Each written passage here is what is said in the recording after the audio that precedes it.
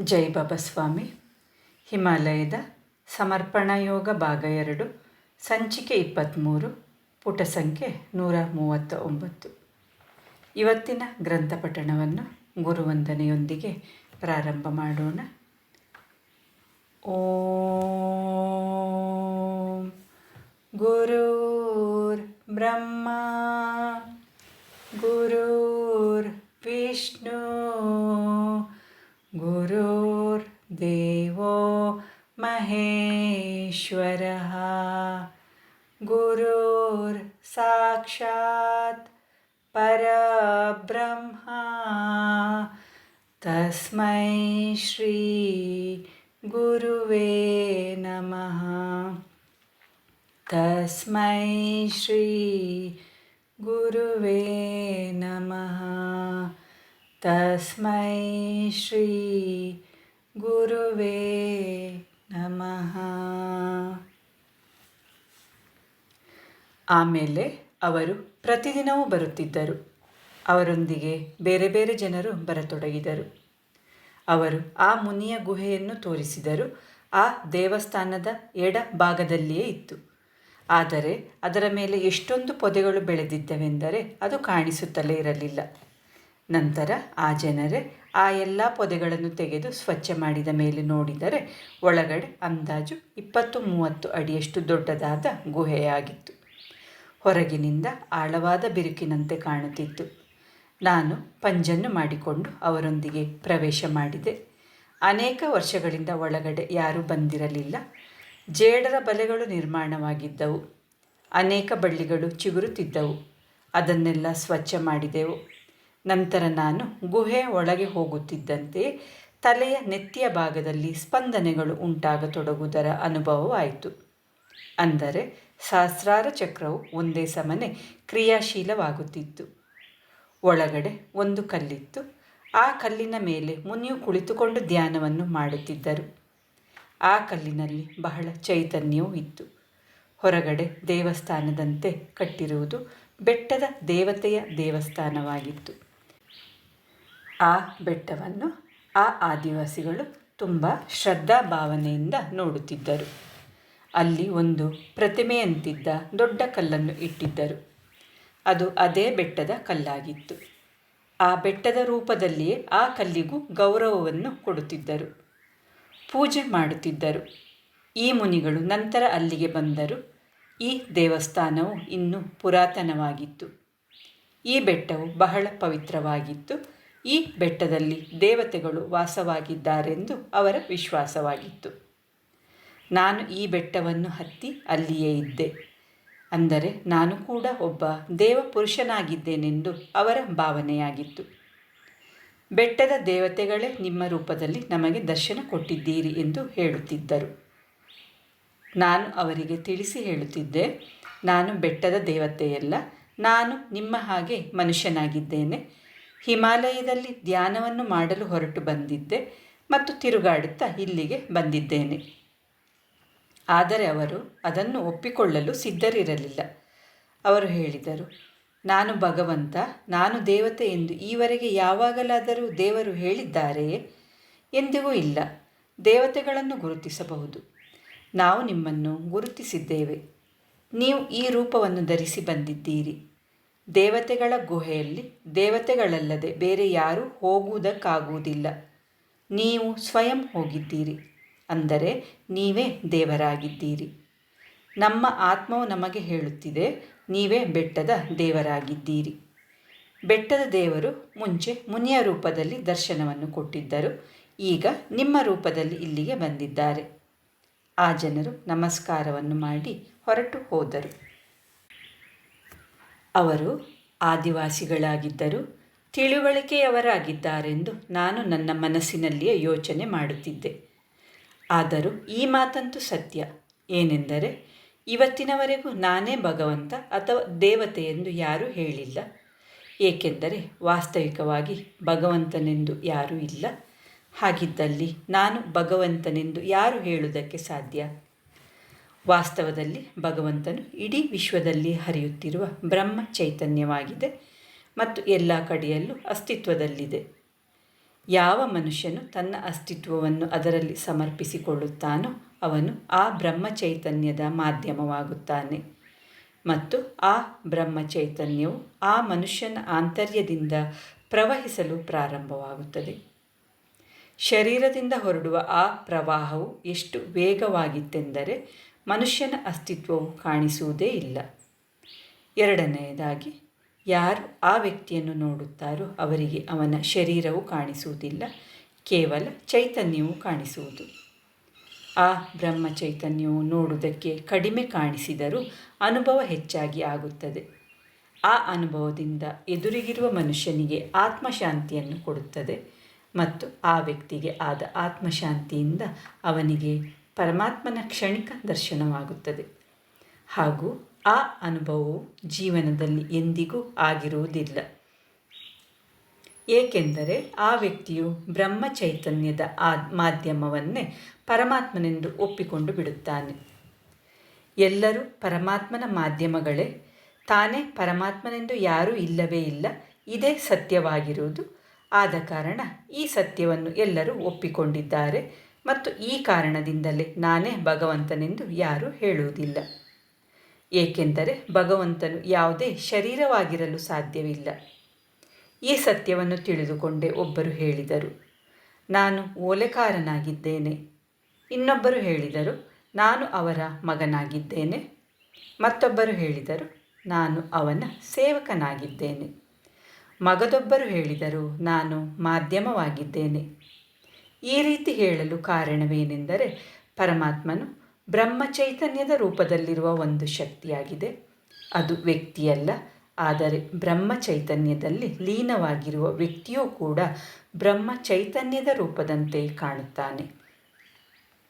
ಈ ಆದಿವಾಸಿಗಳಿಗೆ ನಾನು ಬೆಟ್ಟದ ದೇವರಲ್ಲವೆಂದು ಹೇಳಲು ಎಷ್ಟೇ ಪ್ರಯತ್ನಿಸಿದರೂ ಅವರು ಒಪ್ಪಿಕೊಳ್ಳುವುದಿಲ್ಲವೆಂದು ನನಗೆ ಅರ್ಥವಾಯಿತು. ಏಕೆಂದರೆ ಅವರು ನಾನು ಬೆಟ್ಟದ ದೇವರೆಂದು ಮೊದಲೇ ಭಾವಿಸಿಕೊಂಡಿದ್ದಾರೆ. ನಂಬಿಕೊಳ್ಳುವುದು ಆತ್ಮದ ಶುದ್ಧ ಭಾವವಾಗಿದೆ, ಅದನ್ನು ಯಾರಿಂದಲೂ ಬದಲಾಯಿಸಲು ಸಾಧ್ಯವಿಲ್ಲ ಮತ್ತು ನಂಬಿಕೆಯು ಪ್ರತಿಯೊಬ್ಬರ ವೈಯಕ್ತಿಕ ಅಭಿಪ್ರಾಯವಾಗಿರುತ್ತದೆ. ಒಬ್ಬರು ಯಾರನ್ನೋ ನಂಬುತ್ತಾರೆ, ಇನ್ನೊಬ್ಬರು ಮತ್ತೊಬ್ಬರನ್ನು ನಂಬುತ್ತಾರೆ. ನನಗೆ ಬೆಟ್ಟದ ದೇವತೆ ಎಂದು ಹೊಸ ನಾಮಕರಣವಾಯಿತು. ಬೆಟ್ಟದ ದೇವತೆ ಎಂಬ ಹೆಸರನ್ನು ಏಕೆ ಇಟ್ಟಿರುವರೆಂದರೆ ನಾನು ಬೆಟ್ಟದಿಂದ ಬಂದಿದ್ದೇನೆಂದು ನಾನೇ ಅವರಿಗೆ ತಿಳಿಸಿದ್ದೆ. ಎರಡನೆಯದಾಗಿ, ಆ ಬೆಟ್ಟವನ್ನು ಆ ಜನರು ಪೂಜಿಸುತ್ತಿದ್ದರು. ಆ ಬೆಟ್ಟದ ಜೊತೆ ಅವರ ನಂಬಿಕೆ ಜೋಡಿಸಿಕೊಂಡಿತ್ತು ಮತ್ತು ಆ ಬೆಟ್ಟವೇ ಅವರನ್ನು ಪ್ರಕೃತಿಯ ಪ್ರಕೋಪಗಳಿಂದ ರಕ್ಷಿಸುತ್ತಿದೆ ಎಂದು ಅವರ ವಿಶ್ವಾಸವಾಗಿತ್ತು. ಅವರು ಆ ಬೆಟ್ಟವನ್ನು ಬಹಳ ಪವಿತ್ರವೆಂದು ನಂಬುತ್ತಿದ್ದರು. ಹಾಗೂ ನಾನು ಅದೇ ಬೆಟ್ಟವನ್ನು ತಲುಪಿ ಮತ್ತು ಅಲ್ಲಿ ವಾಸ ಮಾಡುತ್ತಿದ್ದೇನೆಂದರೆ ಅದು ಬೆಟ್ಟದ ದೇವತೆಗಳ ಆಜ್ಞೆಯೇ ಆಗಿರಬೇಕೆಂದು. ಆಮೇಲೆ ಆ ಬೆಟ್ಟದ ದೇವತೆಗಳ ಆಜ್ಞೆಯನ್ನು ಗೌರವಿಸುವುದಕ್ಕೋಸ್ಕರ ನನ್ನನ್ನು ಗೌರವಿಸುವುದು ಅವಶ್ಯವಾಗಿತ್ತು. ಆ ಬೆಟ್ಟದ ಮೇಲಿನ ನಂಬಿಕೆಯಿಂದಲೋ ಏನು, ಇಡೀ ಹಳ್ಳಿಯು ಒಂದಾಗಿತ್ತು. ಇಡೀ ಹಳ್ಳಿಯ ಸಾಮೂಹಿಕತೆ ತುಂಬ ಚೆನ್ನಾಗಿತ್ತು. ಅಲ್ಲಿಯ ಎಲ್ಲ ಜನರನ್ನು ಹೆಸರಿನಿಂದ ಗುರುತಿಸುವಂತಾದೆ. ಹೆಚ್ಚು ಕಡಿಮೆ ಎಲ್ಲರೂ ನನ್ನನ್ನು ಭೇಟಿಯಾಗುತ್ತಿದ್ದರು.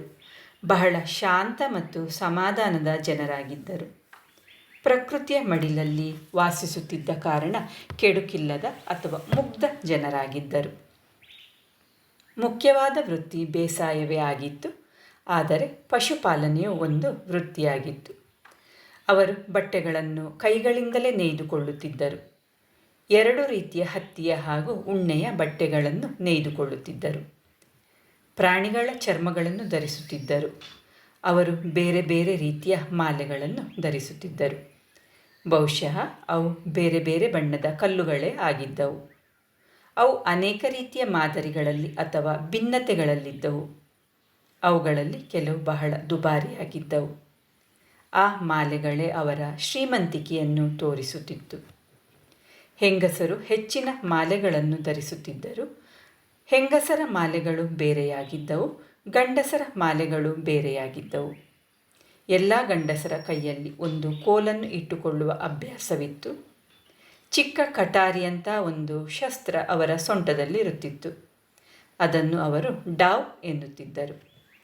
ಆ ಡಾವನ್ನು ಒಂದೇ ಕಬ್ಬಿಣದ ಪಟ್ಟಿಯಿಂದ ಮಾಡುತ್ತಿದ್ದರು.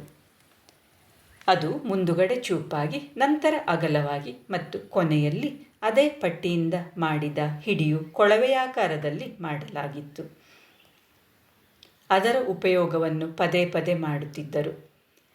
ಹಣ್ಣುಗಳನ್ನು ಕತ್ತರಿಸಲು, ಬಿದಿರನ್ನು ಕತ್ತರಿಸಲು, ಕಟ್ಟಿಗೆಯನ್ನು ಕತ್ತರಿಸಲು, ಜಾಗವನ್ನು ಶುಚಿ ಮಾಡಲು, ಬಡಿಸುವುದಕ್ಕಾಗಿಯೂ ಬಹಳ ಸುಲಭವಾಗಿ ಉಪಯೋಗ ಮಾಡುತ್ತಿದ್ದರು. ಅವರ ಹಬ್ಬಗಳಿಗೆ ಅವರು ನನ್ನನ್ನು ಆದರಪೂರ್ವಕವಾಗಿ ಅವರ ಹಳ್ಳಿಗಳಿಗೂ ಕೂಡ ಕರೆದುಕೊಂಡು ಹೋಗುತ್ತಿದ್ದರು. ಆ ಸಮಯದಲ್ಲಿ ಅವರ ಬುಡಕಟ್ಟಿನ ರಾಜನು ತನ್ನ ರಾಣಿಯೊಂದಿಗೆ ಸ್ವತಃ ನನ್ನನ್ನು ಕರೆಯಲು ಬರುತ್ತಿದ್ದರು. ಅವರ ರಾಜ ಮತ್ತು ರಾಣಿ ಇಬ್ಬರು ತುಂಬ ಶಾಂತ ಹಾಗೂ ಸ್ನೇಹಮಯರಾಗಿದ್ದರು. ಅವರ ಮನೆಗಳು ಕಟ್ಟಿಗೆ ಮತ್ತು ಹುಲ್ಲುಗಳಿಂದ ಕಟ್ಟಿದ್ದರು. ಮನೆಗಳ ಮೇಲ್ಛಾವಣಿಗಳನ್ನು ಒಂದು ವಿಶೇಷವಾದ ಹುಲ್ಲಿನಿಂದ ಮಾಡಿದವಾಗಿದ್ದವು.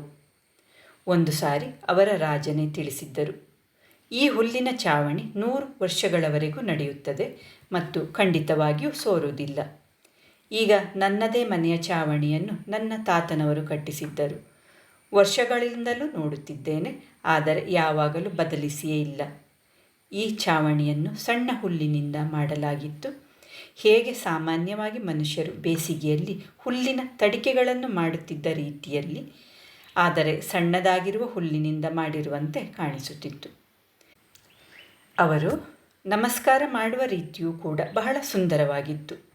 ಒಂದು ತೆಂಗಿನಕಾಯಿಯ ಚಿಪ್ಪನ್ನು ಬಟ್ಟಲಿನ ತರಹ ಇಟ್ಟು ಅದರ ಸುತ್ತಲೂ ಎಲೆಗಳನ್ನಿಟ್ಟು ಮಧ್ಯ ಹೂಗಳನ್ನು ಜೋಡಿಸಿ ಅದನ್ನು ನಾನು ಕುಳಿತಿರುವ ಸ್ಥಳಕ್ಕಿಂತ 10 ಅಡಿ ದೂರದಲ್ಲಿಟ್ಟು ಕೈಗಳನ್ನು ಉದ್ದ ಮಾಡಿಕೊಂಡು ನಮಸ್ಕಾರವನ್ನು ಮಾಡುತ್ತಿದ್ದರು. ಅವರು ನಮಸ್ಕಾರ ಮಾಡುತ್ತಿದ್ದಾಗ ಅವರು ನನ್ನಿಂದ ಸ್ವಲ್ಪ ಚೈತನ್ಯ ಶಕ್ತಿಯನ್ನು ಎಳೆದುಕೊಳ್ಳುವಂತೆ ನನಗೆ ಅನುಭವವಾಗುತ್ತಿತ್ತು. ಅಂದರೆ ಸಂಪೂರ್ಣವಾದ ಭಾವದಿಂದ ನಮಸ್ಕಾರವನ್ನು ಮಾಡುತ್ತಿದ್ದರು. ಅವರು ಯಾವಾಗ ನಮಸ್ಕಾರ ಮಾಡುತ್ತಿದ್ದರೋ ಆಗ ನಾನೇ ಸ್ವತಃ ಒಂದು ಉನ್ನತವಾದ ಧ್ಯಾನದ ಸ್ಥಿತಿಗೆ ಹೊರಟು ಹೋಗುತ್ತಿದ್ದೆ. ಅವರ ಸೊಂಟವು ಎಷ್ಟು ಬಗ್ಗುತ್ತಿತ್ತೆಂದರೆ ತಲೆಗೆ ಸಮಾನಾಂತರವಾಗುತ್ತಿತ್ತು. ಅವರ ಕೈಗಳು ಮತ್ತು ತಲೆಗಳನ್ನು ಮಾಧ್ಯಮವನ್ನಾಗಿ ಮಾಡಿಕೊಂಡು ಚೈತನ್ಯವನ್ನು ಗ್ರಹಿಸುವುದರ ಜೊತೆಗೆ ಅವರು ನಮಸ್ಕಾರವನ್ನು ಮಾಡಿದ ಮೇಲೆ ನನಗೂ ಬಹಳ ಆನಂದವಾಗುತ್ತಿತ್ತು. ಇದನ್ನು ನಾನು ಒಂದೇ ಸಾರಿ ಅರ್ಥ ಮಾಡಿಕೊಳ್ಳಲಿಲ್ಲ, ಆದರೆ ಕ್ರಮೇಣವಾಗಿ ಕೆಲವು ದಿನಗಳು ಕಳೆದ ಮೇಲೆ ತಿಳಿಯಿತು. ಬೆಟ್ಟಕ್ಕೂ ಕೂಡ ತನ್ನದೇ ಆದ ಒಂದು ಚೈತನ್ಯ ಶಕ್ತಿ ಇತ್ತು ಮತ್ತು ಆ ಬೆಟ್ಟದ ಮೇಲೆ ಸಾಧನೆಗೋಸ್ಕರ ಇರುವ ಮುನಿಗಳಿದ್ದ ಕಾರಣದಿಂದ ಕೂಡ ಬೆಟ್ಟದಲ್ಲಿ ಸಾಕಷ್ಟು ಚೈತನ್ಯವು ಒಂದೇ ಕಡೆ ಸೇರಿಕೊಂಡಿತ್ತು ಮತ್ತು ಪ್ರಕೃತಿಯ ಸಾನ್ನಿಧ್ಯದಲ್ಲಿ ಹಲವಾರು ವರ್ಷಗಳಿದ್ದುದರ ಪರಿಣಾಮವಾಗಿ ಅದು ಹೆಚ್ಚುತ್ತಾ ಹೋಗಿತ್ತು. ಆ ಎಲ್ಲ ಚೈತನ್ಯವನ್ನು ಅವರು ನನ್ನ ಮಾಧ್ಯಮದ ಮೂಲಕ ಗ್ರಹಿಸುತ್ತಿದ್ದುದರಿಂದ ಅವರು ಗ್ರಹಿಸುವುದಕ್ಕೋಸ್ಕರ ಸಜೀವವಾಗಿರುವವರ ಸಮೀಪದ ಮಾಧ್ಯಮವು ದೊರಕುತ್ತಿತ್ತು ಮತ್ತು ಇದೇ ಕಾರಣದಿಂದಲೇ ನನಗೆ ಮಾಧ್ಯಮವಾಗುವ ಅವಕಾಶ ದೊರಕುತ್ತಿತ್ತು. ಹಾಗೂ ಆ ಬೆಟ್ಟದ ದೇವತೆಗಳ ಚೈತನ್ಯದ ಅನುಭವವು ನನಗೂ ಆ ಸಮಯದಲ್ಲಿ ಆಗುತ್ತಿತ್ತು ಮತ್ತು ಈ ಕಾರಣದಿಂದಲೇ ನನಗೆ ಆನಂದ ಉಂಟಾಗುತ್ತಿತ್ತು. ಹೇಳಬೇಕೆಂದರೆ ಹಳ್ಳಿಯು ತಯಾರಾಗಿರುವ ಒಳ್ಳೆ ಸಾಧಕರ ಹಳ್ಳಿಯಾಗಿತ್ತು. ಹಳ್ಳಿಯ ಎಲ್ಲ ಜನರು ಸಾಧನೆ ಮಾಡುವವರಾಗಿದ್ದರು. ಎಲ್ಲರೂ ಆ ಬೆಟ್ಟದ ದೇವತೆಯ ಮೇಲೆ ಅಪಾರವಾದ ನಂಬಿಕೆಯನ್ನಿಟ್ಟುಕೊಂಡಿದ್ದರು. ಅವರು ಮೊದಲು ವಿಶೇಷವಾದ ಹಬ್ಬಗಳಲ್ಲಿಯೇ ಆ ಬೆಟ್ಟಕ್ಕೆ ಬರುತ್ತಿದ್ದರು. ಆದರೆ ಆ ದಿನಗಳಲ್ಲಿ ಯಾರಾದರೂ ಒಬ್ಬರು ಬರುವುದು ಆಗುತ್ತಲೇ ಇತ್ತು. ಅವರು ದೇವಸ್ಥಾನದ ಅಂಗಳದ ಮುಂದಿರುವ ಮರದ ಕೆಳಗೆ ಕುಳಿತುಕೊಂಡು ಬಿಡುತ್ತಿದ್ದರು. ನಾನು ಸಾಧನೆ ಮಾಡುತ್ತಿರುವಾಗ ಅವರು ಬರುತ್ತಿದ್ದರು, ಹೂಗಳನ್ನು ಇಡುತ್ತಿದ್ದರು, ನಮಸ್ಕಾರವನ್ನು ಮಾಡುತ್ತಿದ್ದರು, ಪ್ರಾರ್ಥನೆಯನ್ನು ಮಾಡುತ್ತಿದ್ದರು, ನಂತರ ಶಾಂತಿಯಿಂದ ಹೊರಟು ಹೋಗುತ್ತಿದ್ದರು. ಅವರ ಬರುವ ಹಾಗೂ ಹೋಗುವುದರಿಂದ ನನಗೆ ಎಂದಿಗೂ ತೊಂದರೆಯಾದ ನೆನಪು ನನಗಿಲ್ಲ.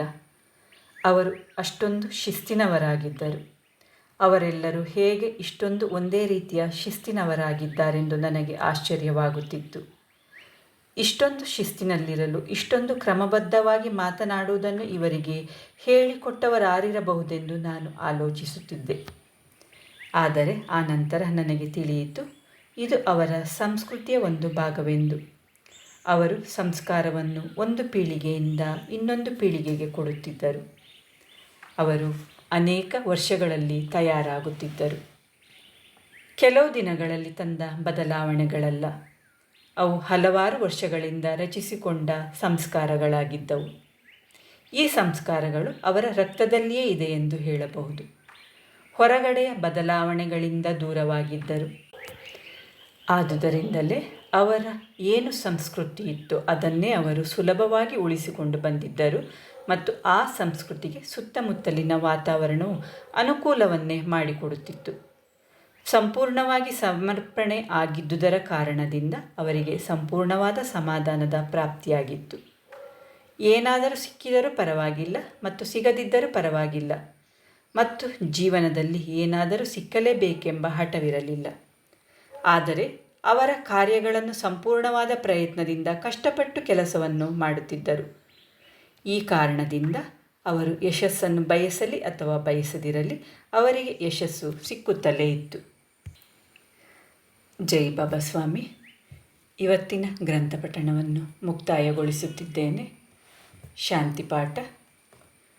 ಓಂ ದ್ಯೋ ಶಾಂತಿ ಅಂತರಿಕ್ಷಗುಂ ಶಾಂತಿ ಪೃಥ್ವಿ ಶಾಂತಿ ಆಪಃ ಶಾಂತಿ ಔಷಧಯಃ ಶಾಂತಿ ವನಸ್ಪತಯಃ ಶಾಂತಿ ವಿಶ್ವೇ ದೇವಃ ಶಾಂತಿ ಬ್ರಹ್ಮ ಶಾಂತಿ ಸರ್ವಗುಂ ಶಾಂತಿ ಶಾಂತಿರೇವ ಶಾಂತಿ ಸಾ ಮಾ ಶಾಂತಿರೇಧಿ. ಓಂ ಶಾಂತಿ ಶಾಂತಿ ಶಾಂತಿ. ಸರ್ವರಿಷ್ಟ ಸುಶಾಂತಿರ್ಭವತು.